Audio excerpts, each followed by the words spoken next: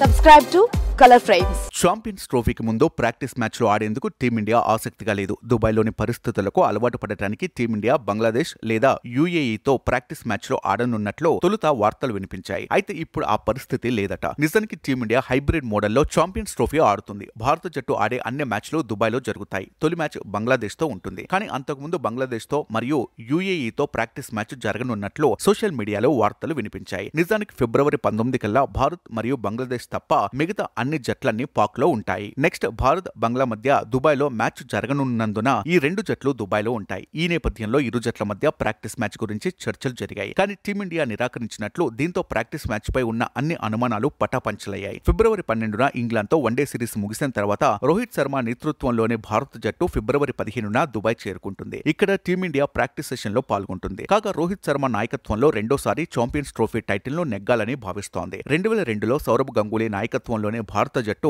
శ్రీలంకతో కలిసి ఉమ్మడి ఛాంపియన్ గా నిలిచింది. ఆ తర్వాత రెండు ఫైనల్స్ వర్షం కారణంగా రద్దయ్యాయి. దీని తర్వాత 2013లో మహేంద్ర సింగ్ ధోని నాయకత్వంలో భారత్ ఛాంపియన్స్ ట్రోఫీ టైటిల్ ను గెలుచుకుంది. ఇప్పుడు 12 సంవత్సరాల తర్వాత రోహిత్ కెప్టెన్సీలో భారత జట్టు మినీ ప్రపంచ కప్ ఛాంపియన్ గా నిలిచే అవకాశాన్ని ఒడిసి పట్టుకోవాలని ఉవ్విళ్లూరుతోంది. ఛాంపియన్స్ ట్రోఫీలో భారత జట్టు పాకిస్తాన్, బంగ్లాదేశ్ మరియు న్యూజిలాండ్ తో పాటు గ్రూప్ ఏలో ఉండగా ఆఫ్ఘనిస్తాన్, ఆస్ట్రేలియా, ఇంగ్లాండ్ మరియు దక్షిణాఫ్రికా గ్రూప్ బిలో చోటు దక్కించుకున్నాయి. వీడియో మీకు నచ్చినట్లయితే ప్లీజ్ లైక్ చేయండి, షేర్ చేయండి, కామెంట్ చేయండి.